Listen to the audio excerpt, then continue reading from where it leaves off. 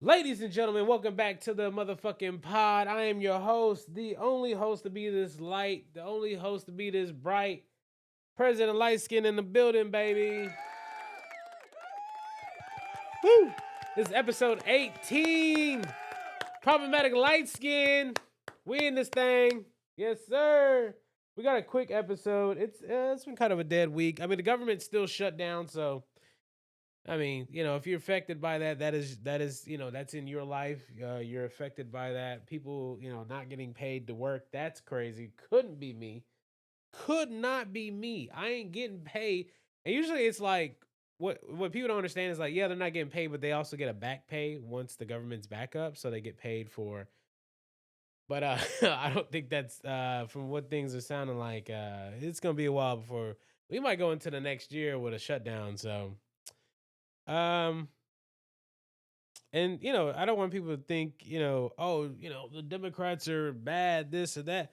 Democrats trying to help motherfuckers out. Like the premiums for them insurance, like someone posted like what the premiums would look like for insurance and what we're trying to they're trying to stop the premiums from going up. And it's like, yo, that shit was like talking about like 2,000. I'm like, God damn, dog, for some insurance? I really barely even want that shit, to be honest. All like you got me paying a deductible? Oh, that's crazy, dog. All right. Make sure everything's good. All right. Well, so we're going to get it straight into the pod. Like I said, this is episode 18. We're going to do something I've normally never done before is do an album review right in the beginning. There was a lot of albums that came out this past weekend, and one of those albums were from Daniel Caesar. A couple weeks ago, I talked about how Daniel Caesar was doing tours for his album. Well, I assumed it was to hype up his album. I see why they were free. This album, this album from Daniel Seal's Son of Spergy. I had to look at the name again. I do apologize. I already knew off the rip. I was like, when I saw that name, I was like, oh, dude, this shit better be good or this is gonna be bad. But if I okay, so when I do an album review, this is just my personal take. These are the things that I like or things that I'm looking for, especially when it comes to games, movies, all that, right? I don't need for you to agree with me. I want, we can have you can agree with me, that's fine. But if you want to disagree with me, hey, you could tell me the reasons why you think otherwise of what I'm saying. And that's fine too. I'm not gonna like berate you, right? Everyone has their opinion. Not saying everyone's opinion matters. Mine doesn't matter, but this is just what I think. So, The Son of Spergy by Daniel Caesar. So to get into this review very, very easily, I was really excited for this because this last album, I can't think of the name of it. What's the one with Valentina on it? It's like the all blue one. I thought it was a very good album. I was actually re-listening to it as I was listening to some of Spurgey, just to kind of like understand like the difference that I was hearing. But when I was listening to that, I was just like, man, this album's very fantastic. There's a lot of songs in here that I love that are in my playlist. I think like Valentina, Do You Like Me? And so when I'm listening to Son of Spurgey, I realized I wasn't getting songs like that. I wasn't getting songs that one that I can just say, hey, like songs that you think about that you heard on the album that you want to recommend to somebody. I just wasn't getting that. It's felt like a gospel album, really not an R&B album, to be honest. And I guess that's like a trope to his father, because his father he sung with his father in church and stuff like that. So I guess that adds to it. But just for me personally, I didn't feel like this album. I mean, it's beautiful. Don't get me wrong. That's not the issue here. But I didn't feel like anything was catching me. Like, oh man, you got to go listen to the album. This song, da da da. I just didn't feel like that. I felt like I was listening to a fucking lot. Maybe reminded me of Andre 3000's Flute album. I was just like, yo, I'm ready to go to sleep. Like I just felt bored. I didn't feel anything excitement from it. Like, and that's a difference from like because Miguel just dropped Chaos. And it is chaos. It's seductive. It's there's songs that I'm like, yo, I like this. I love this song. And I just wasn't getting any energy from that. I hate to compare the two, but just in the more R&B aspect. Hell, even Elian Thomas's little EP that he dropped, I thought that was a little bit better. And I don't understand what Daniel Caesar was trying to give us. Maybe it's like a dedication to his father, but I think the thing about artists is that sometimes you can do those dedications to family members and shit like that, but do that shit on the side. You're making a whole album. Like, because we know the next album we get ain't gonna be until like another 3 or 4 years. So it's like one thing I hate about artists that they could get too artsy in their projects, which is crazy to say. I have a lot of friends that are artists. I have a lot of friends. I know what it takes to make an album. I've seen them. I see them. Always. I know what it's like. So when they put something out there, they want to put a project out there, one that can feed you for like at least the next 3 years or whenever they plan on dropping another album. And with this Daniel Caesar album, and because like he put it's a big promotion behind it. Like he was doing a free tours, there's a vinyl, and I'm just thinking like this could have been an EP.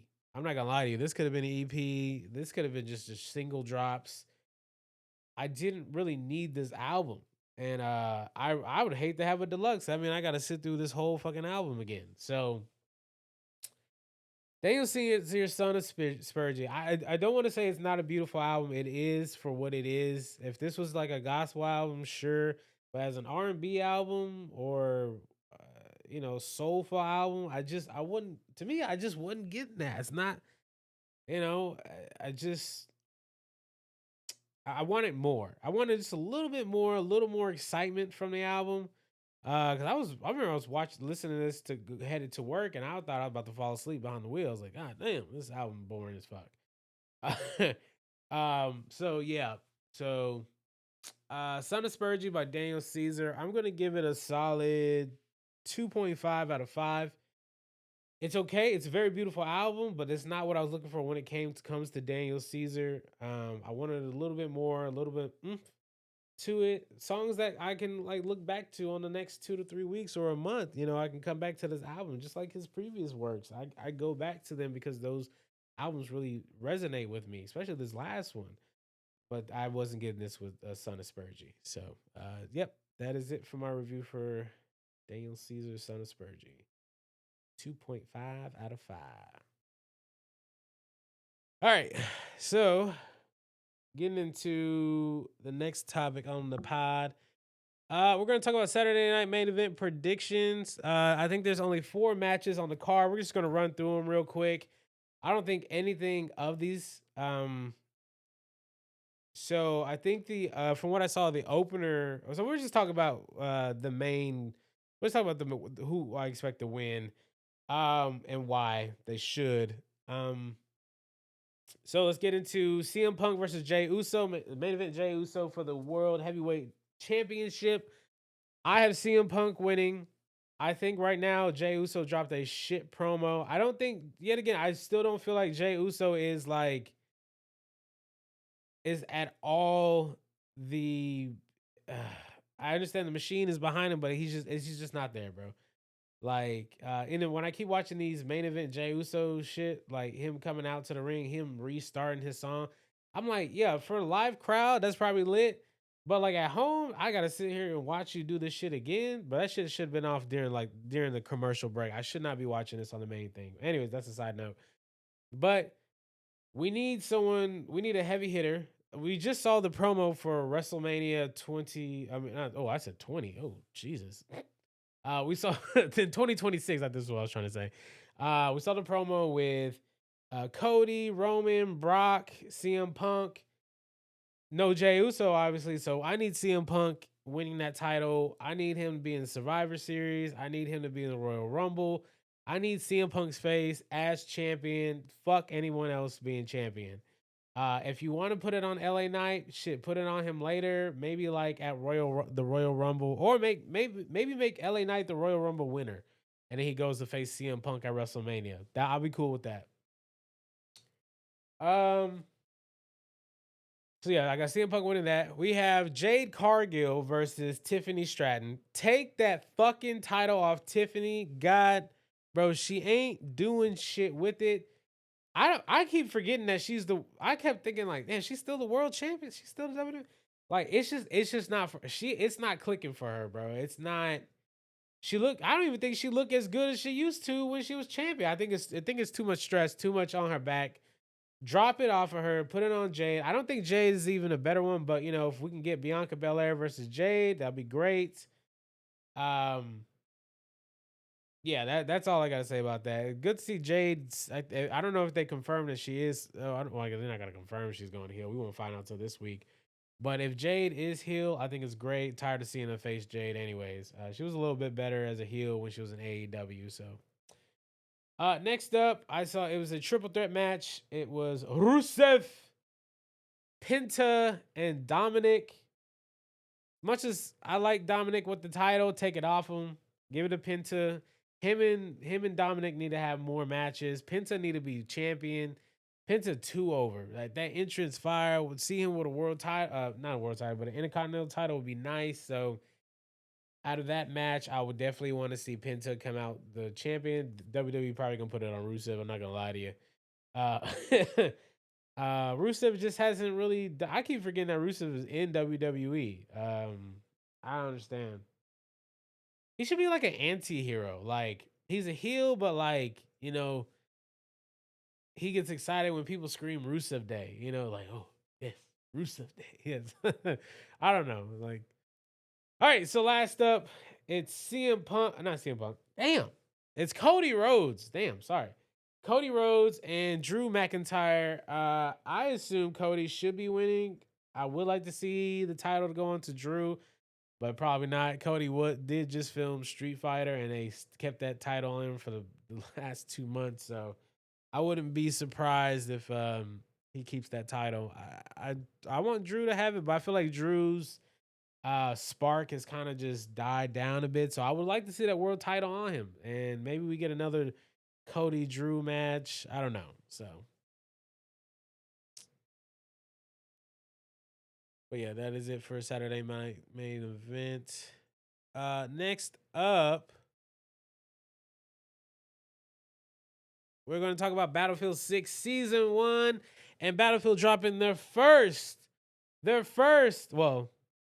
not the first, but the first um battle royale in Battlefield 6. The first I don't even count Firestorm. I never even played it. I didn't even touch it. But yeah, so deadsec, deadsec or redsec, deadsec, redsec, whatever the fuck it's called.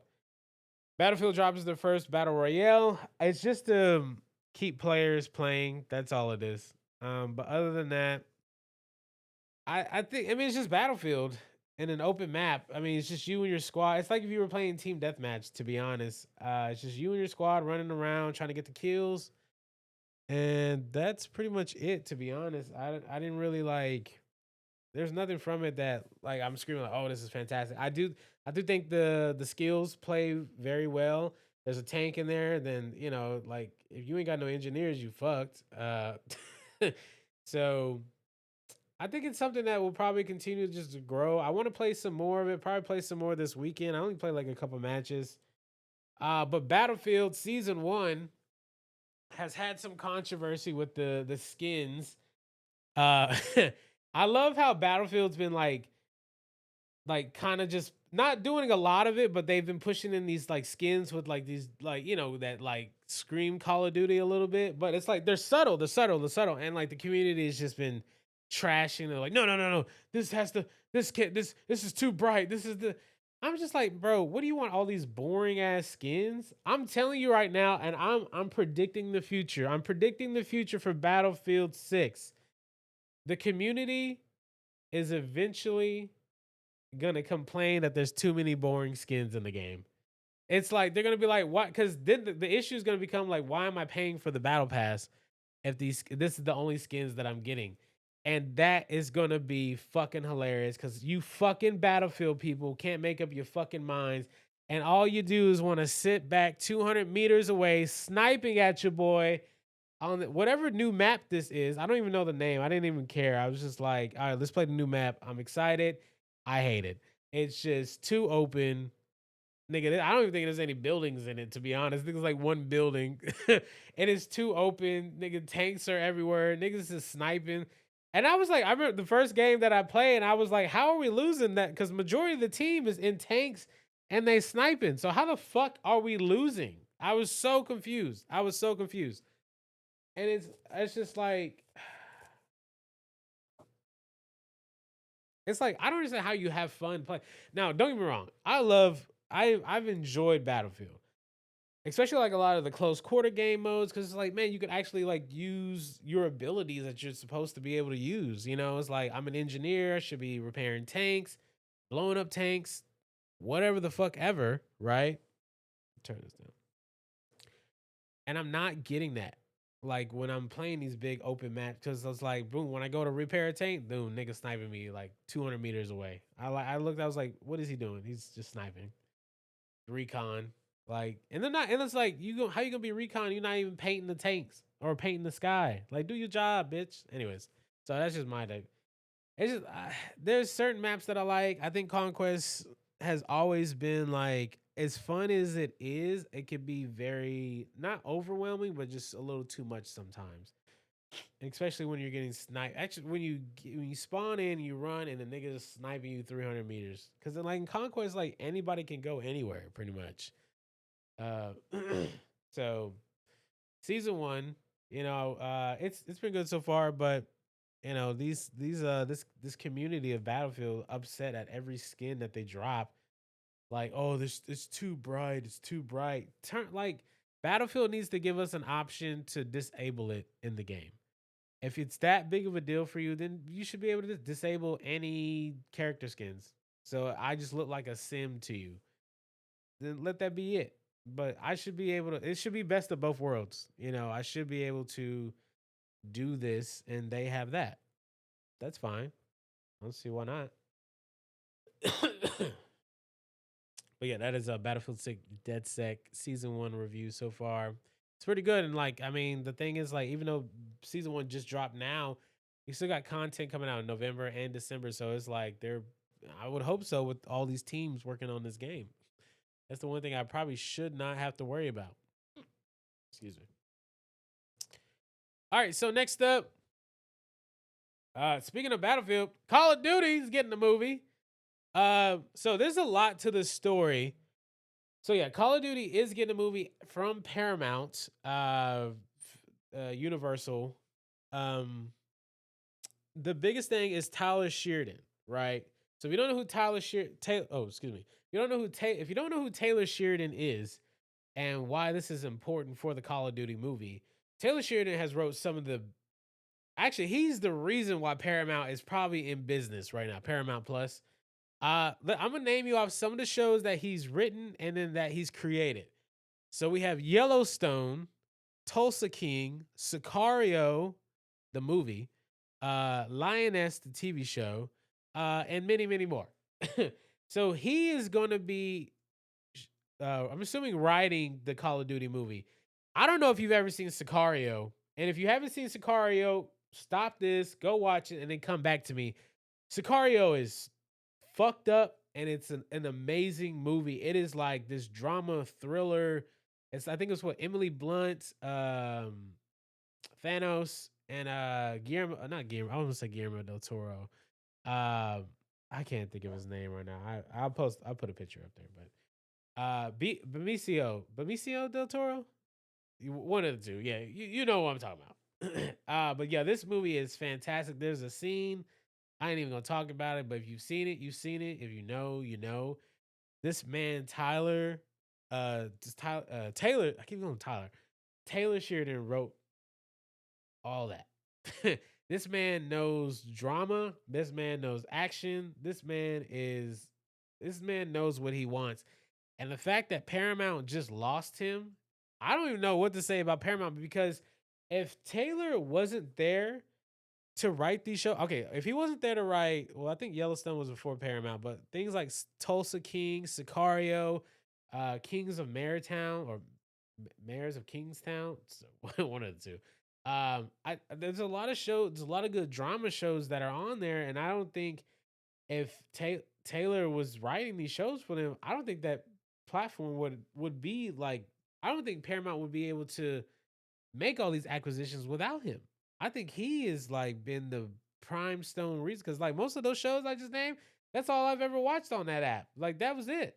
I never watched any of the shit that was on Showtime or none of that. Like it was those shows that he created. I still haven't seen Yellowstone.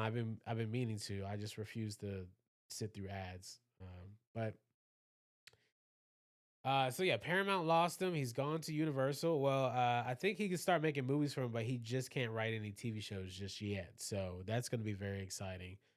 But yeah, Paramount dropped the ball with Taylor, dude. Like, for something I heard something about that they wanted him to be very political on something, which is crazy because most of his shows are kind of political in a way. Even with like Lioness and stuff like this, but this Call of Duty movie is gonna be fantastic. Peter Berg, I think that's the guy directing it. He's worked with him and Taylor have worked together before. I was looking up their resume before I got here. Got shot it started shooting the pod. Excuse me. But yeah, Taylor writing this Call of Duty movie is gonna be fucking insane. And if you've ever played Modern Warfare 2 or 3, god damn, who the fuck is texting me, dude? If you've ever played these games, like the stories are fantastic. I'm talking about like the older Modern Warfare. I'm not talking about the new shit, but the old Modern Warfare from like 2008 and shit, like that. If you give him to write stories like that, man, this shit gonna be crazy, intense. The drama's gonna be insane. I'm excited. So, shout out to Taylor Sheridan. Much love to him and his amazing writing ability. Anyway, so let's get into some NFL picks. Let's recap week 8 real quick. Oh no, week 7, right? We're recapping week 7. Ugh. So week 7. Let's look. Oh, it's week 8. Excuse me. Okay, so we're recapping week 8. So for week 8, I went 8-5. I pretty much hit on majority. The two ones that really pissed me the fuck off was the Falcons Miami game. No one had Miami to win. Miami has been injured. Like everything has been going wrong for Miami. All right. And somehow still pulled the win out to beat the Falcons, which was insane. I'm so done with the Falcons. I will never place any more money on the Falcons ever in my life again because these niggas is so inconsistent. Like they win games, they lose games they're supposed to be winning. And in other news, the Jets get their first win against the Bengals. Not only upset me, upset America, upset any parlay ever made that week. The Jets win. The Jets win. What the fuck? Like, can you have won any other week?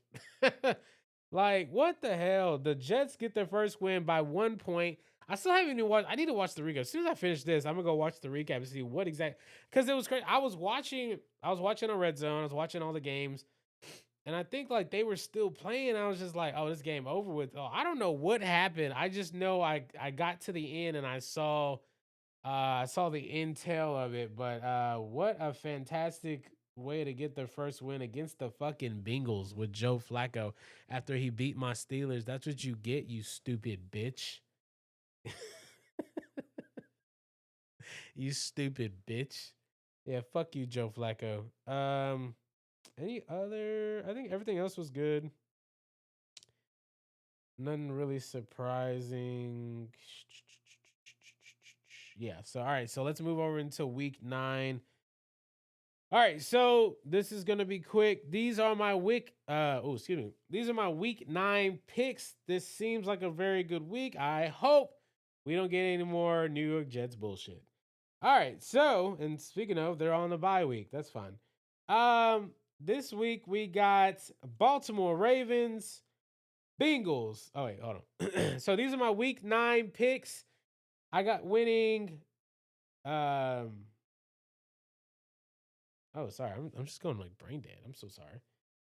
So week 9, we got Baltimore Ravens, Cincinnati Bengals, Patriots, New York Giants, Colts, Chargers, Detroit Lions, Green Bay Broncos, Rams, Jaguars, Bills, Seahawks, and Arizona Cardinals over the Dallas Trash Boys. So excited. So excited for that. But anyways, there's a couple in here that I saw that could be I could see a Raiders upset.